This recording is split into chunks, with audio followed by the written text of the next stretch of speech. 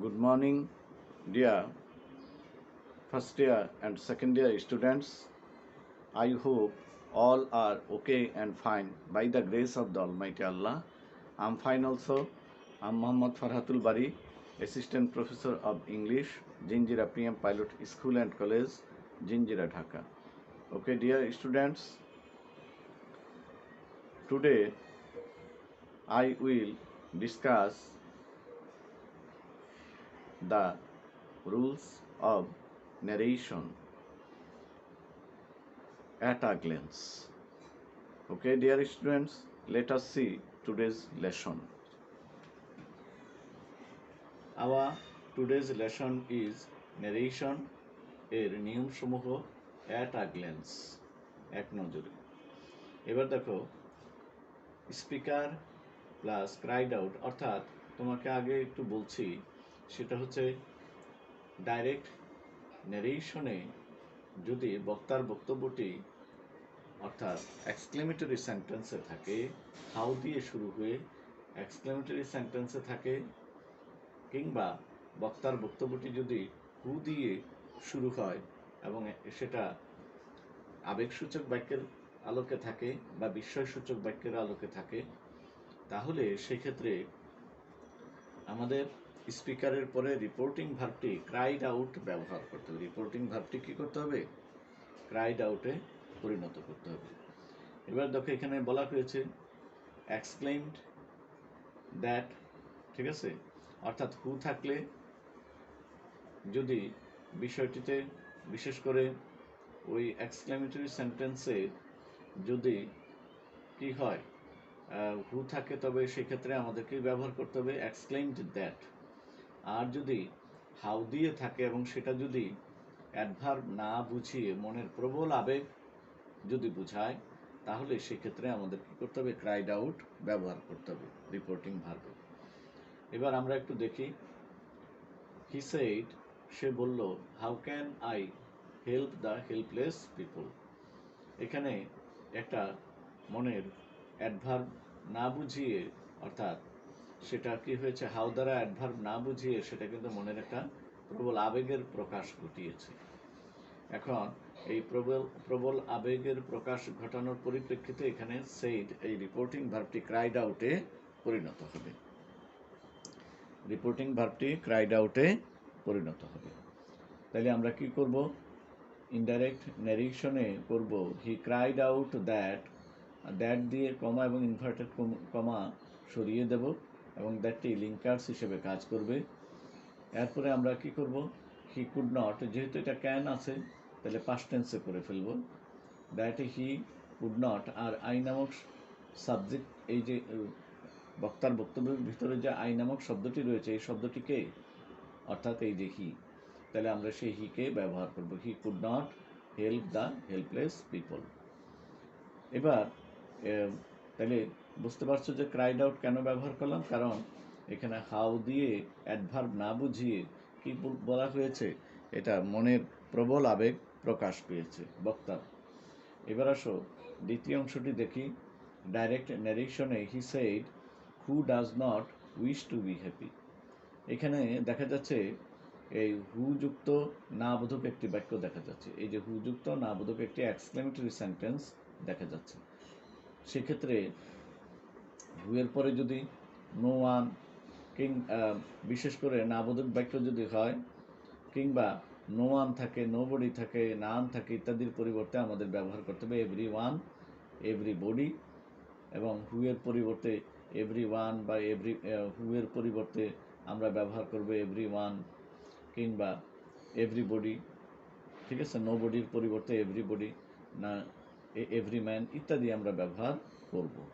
এবার দেখো, হি said who does not wish to be happy, তাহলে আমরা এই রিপোর্টিং ভার্বটি আমরা কিন্তু এক্সক্লেইমড ব্যবহার করব, ঠিক আছে? হু দ্বারা শুরু হলে আমরা এক্সক্লেইমড দিয়ে এই রিপোর্টিং ভার্বটিকে করব। হি এক্সক্লেইমড দ্যাট, ঠিক আছে, every one wishes to be happy.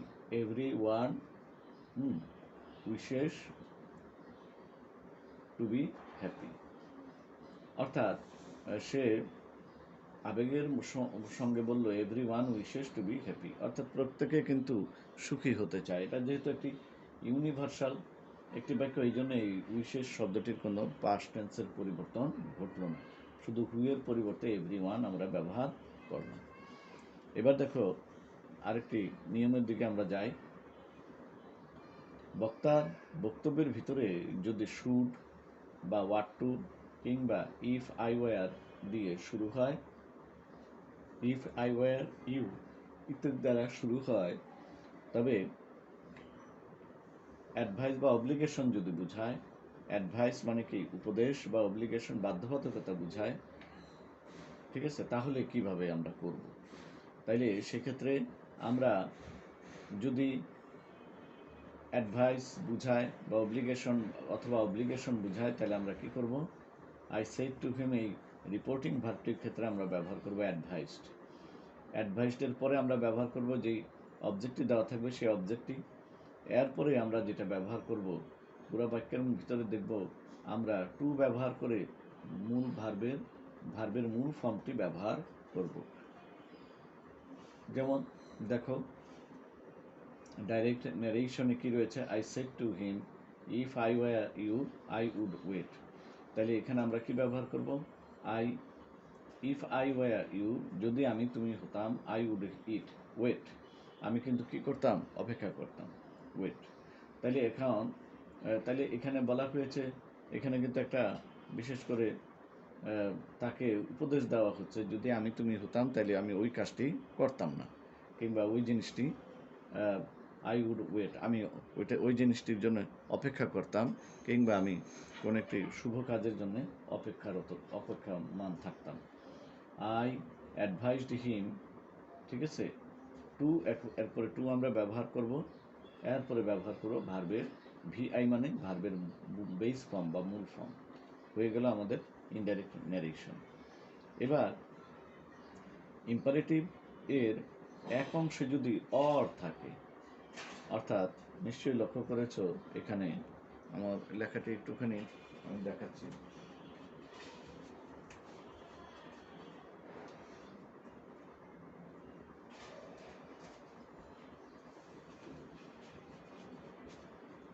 একটুখানি লেখাটি অস্পষ্ট হয়ে গিয়েছে।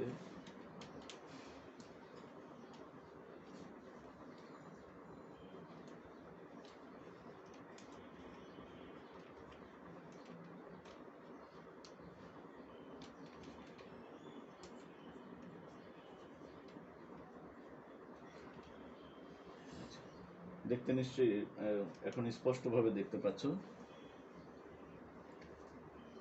দেখো কোনো বক্তার বক্তব্যের ভিতরে যদি অর থাকে, ঠিক আছে, ইম্পারেটিভ সেন্টেন্স তো তোমরা নিশ্চয়ই জানো, আদেশ, উপদেশ, অনুরোধ সূচক বাক্য। তাহলে সেক্ষেত্রে তাহলে অর যদি থাকে, তাহলে অরের ওই অংশে আমরা কি ব্যবহার করব? অ্যান্ড অ্যাডেড ইফ, তারপরে আমরা সাবজেক্ট ব্যবহার করবো, এরপরে বাকি অংশ ডিড নট ডু সো, এরকম ব্যবহার করব। দেখো ইম্পারেটিভের এক অংশে অর থাকলে, তাহলে আমরা দেখো এখানে বাক্যটি ডাইরেক্ট ন্যারেশনে he said to me read or you will fail. তাহলে এখানে দেখা যাচ্ছে অর আছে, তাহলে আমরা কি করব? অ্যাডভাইসড ব্যবহার করব। হি অ্যাডভাইসড মি, সে আমাকে উপদেশ দিল। টু, এরপর একটা টু ব্যবহার করব, টু দিয়ে এই কমা এবং ইনভার্টেড কমা উঠিয়ে দেব। এই টুটি লিঙ্কার্স হিসেবে কাজ করবে। টু রিড, টু এর পরে ভার্বের মূল ফর্ম, অ্যান্ড অ্যাডেড ইফ কেন ব্যবহার করলাম? এই অরের কারণে। অ্যান্ড অ্যাডেড ইফ আই, ইউটা হয়ে যাবে I did not do so. If I did not do so, ঠিক আছে, আই উড ফেল। আমরা ব্যবহার করব অর থাকলে কি ব্যবহার করব? অ্যান্ড অ্যাডেড ইফ, তারপরে আমরা সাবজেক্ট ব্যবহার করব। এই যে ইউ রয়েছে, ইউটা আমরা পরিবর্তন করে এই মিয়ের কারণে আই এ পরিণত করব। তারপরে আমরা ডিড নট ডু সু ব্যবহার করার পরে তারপরে আমরা এই অংশটি করব, আই উড ফেল। উইল আছে পাস্ট টেন্সে করে ফেলব। অর্থাৎ এটা একটুখানি জটিলতাপূর্ণ হলেও তোমাদের কিন্তু শিখতে হবে। সেটি হচ্ছে অরযুক্ত কিন্তু একটি ইম্পারেটিভ সেন্টেন্স যদি থাকে বক্তার বক্তব্যের মধ্যে, তাহলে এই অরের পরিবর্তে আমাদের ব্যবহার করতে হবে অ্যান্ড, অ্যাডেড, ইফ। তারপরে ব্যবহার করতে হবে এই যে ইউর কারণে, এই মিয়ের কারণে আমরা কী করবো, একটি সাবজেক্ট করবো, ইউকে কী করবো, আই। ইফের পরে আই ব্যবহার করবো, এরপরে ডিড নট ডু সু, ডিড নট ডু সু এটা ব্যবহার করতে হবে নিয়ম অনুযায়ী। অ্যান্ড এরপরে তোমার ব্যবহার করতে হবে এই অংশটুকু কাজ করতে হবে। এরপরে কমা ব্যবহার করে আই উড ফেল পাস্ট টেন্সে করতে হবে, যেহেতু রিপোর্টিং ভার্বটি পাস্ট টেন্সে রয়েছে। আশা করি বুঝতে পেরেছ। এবার আসো আমরা একটু দেখি, যদি বক্তার বক্তব্যের ভিতরে ট্যাগ কোশ্চেন থাকে তাহলে সেটা কিভাবে করব। দেখো, ট্যাগ কোশ্চেন থাকলে, এবং ট্যাগ কোশ্চেন তো বোঝোই, কোশ্চেন থাকলে ইফে অর্থাৎ লিঙ্কার্স বা কানেক্টরসটি তোমার ইফ ব্যবহার করতে হয়। যেমন he said to me you a liar earned you. এখন এটা একটা কোশ্চেন, মানে প্রশ্নবোধক বাক্যের মতো, ট্যাগ কোশ্চেন, প্রশ্নবোধক চিহ্ন রয়েছে। কাজেই আমাকে লিখতে হবে বা তোমাদেরকে লিখতে হবে হি আস্কড মি, কারণ আমরা জানি যে রিপোর্টিং ভার্বটি পাস্ট টেন্সে থাকলে আস্কড ব্যবহার করতে হয় question, interrogative sentence. Interrogative sentence যেহেতু এটা একটা ট্যাগ কোশ্চেন, এটার ক্ষেত্রেও আমাদেরকে আস্কড ব্যবহার করতে হবে। হি আস্কড মি, এরপরে এই কমা এবং ইন্টারোগেটিভ সেন্টেন্সে যদি বিশেষ করে